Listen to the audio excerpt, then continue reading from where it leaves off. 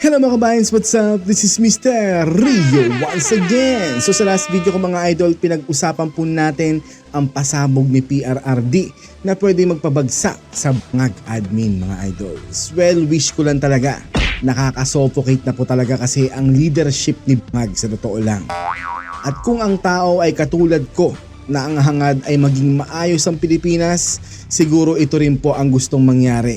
Yung matapos na ang nagpapatuloy na kalbaryo ng Pilipinas sa kamay ng bangag na Presidenteng Marcos Jr. Real talk yun mga idols. Imagine guys, ganito na po ang itsura natin ngayong magtatatlong taon na si bangag. What more kung magpang-apat o magpang-5 taon pa yan. E di ang kamatis ng mga oras na yon ay 100 piso na ang kada isang piraso. No? Imagine niyo mga idol dumating po sa punto na ang kamatis sa panahon ni PRRD ay umabot po ng 15 pesos per kilo. Putya ngayon 30 pesos ang isang piraso. Imagine that. Sobrang laki ng diferensya, di ba? Yung po ang tinatawag na golden age talaga. Dahil ang mga presyo ng bilihin ay gold na po ang halaga. Buset na yan, no? Ako guys, di naman sa pagmamayabang pero ang pagkain ng aso namin noong nakaraan ay may kamatis na kasama. Di ba? Big time, no? Wala medyo kumita po ako sa paggawa-gawa ko ng mga jingle ngayong paparating na ang eleksyon Kaya nasamaan ko po ng kamatis ang pagkain ng aso namin noong nakaraan. O, di ba? Big time ka ngayon pagka may kamatis ka sa iyong hapagkainan mga idols. Ibig sabihin may kaya ka. O nagkapera ka, o sinwerte ka. Baka mamaya dumating pa yung panahon na ang kamatis ay maging form of currency na natin Walang yan no? Grabe. At nga pala mga idols, may panawagan nga po pala ako sa lahat ng mga tagapanood ko na kung sino man po ang makakapagbigay ng contact ng CEO ng Mobile Legends sa akin ay bibigyan ko po ng 1 year na monthly ayuda kapag pumayag ang Mobile Legends na gamitin ang marketing strategy ko. Meron po kasi akong marketing strategy for mobile games mga idol na pwede silang kumita ng billions of dollars annually. And it's already more than a year nang sinubukan kong kontakin ang CEO ng Mobile Legends because I am willing to offer them my marketing strategy na wala pang nakakagawa sa market ng mobile games. So ang rason po kaya Mobile Legends ang napili ko kasi ML player po ako. And I really love Mobile Legends dahil sa anak ko. Dahil siya lang naman po ang nag-introduce sa akin ng larong ito. Na kinaadikan ko rin. Kaya sa kanila ko unang-unang gustong ipagamit ang marketing strategy ko na to. And my other reason mga idol is hindi pa po kasi nakakatikim ng billion annual revenue ang Mobile Legends. Gaya po ng nasa graph na to mga idols. Nag-start sila noong 2016 with only $4.23 million revenue.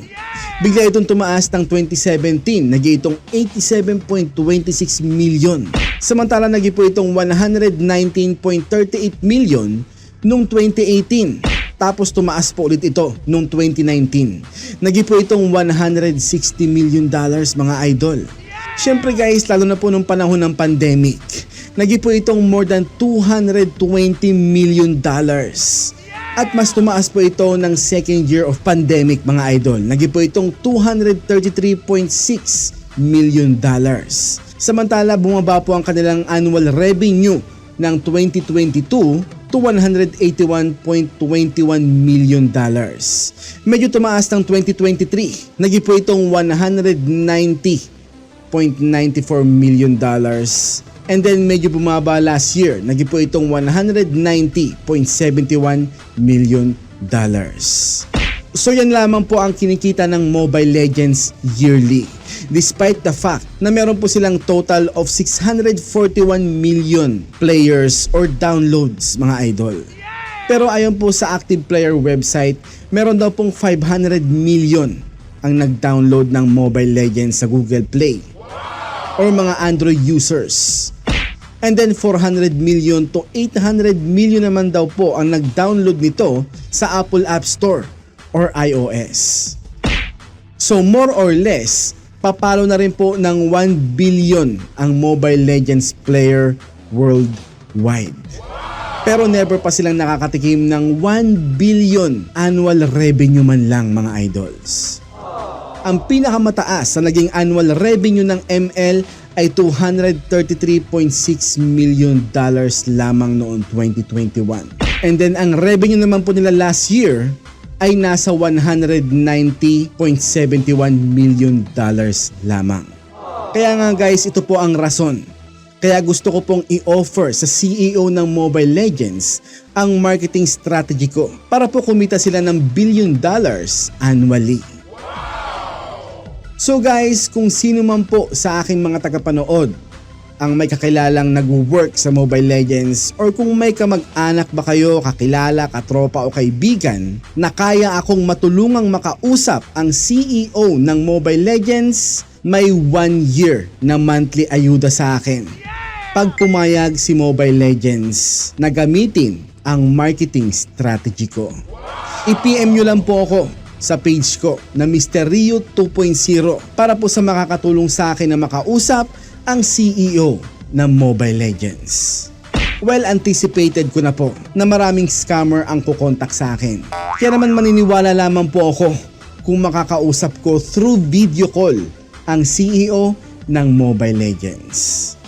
Alam nyo guys, 2023 ko pa sinusubukang i-email ang Mobile Legends or yung mismong CEO nila to offer them my marketing strategy para po kumita sila ng billions of dollars annually. Pero bigo po ako dahil lahat na po ata ng paraan ginawa ko na para lang makausap sila, kaso wala pa rin po talaga. So this is gonna be my last resort mga idols. Pag wala pa rin mangyayari dito, then it means hanggang idea na lang po talaga ako. Ika nga nila, pag gusto, maraming paraan, pag ayaw, maraming dahilan, di ba? So ito po ako ngayon.